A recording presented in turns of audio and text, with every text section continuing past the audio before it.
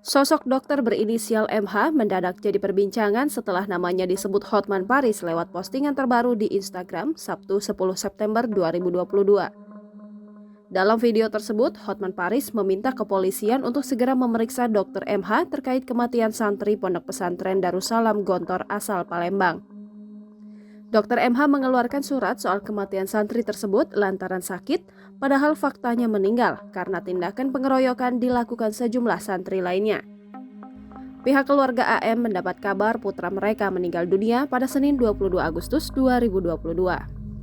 Di hari yang sama, surat kematian AM diterbitkan oleh Rumah Sakit Yashfin Darussalam Gontor.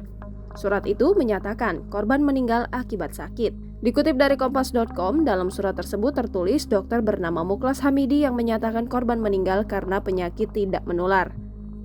Berdasarkan penelusuran tribunnews.com, tak banyak informasi mengenai sosok dokter satu ini. Mengutip pemberitaan gontor.ac.id, tanggal 18 Agustus 2022, Muklas Hamidi bersama jajaran manajemen Yayasan Rumah Sakit Yashfin Darussalam Gontor.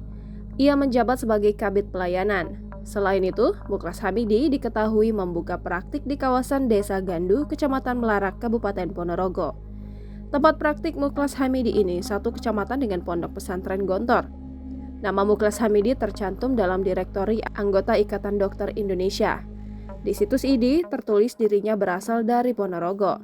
Sebagai informasi, Rumah Sakit Yashfin Darussalam Gontor baru saja diresmikan operasionalnya pada 26 Februari 2022 lalu.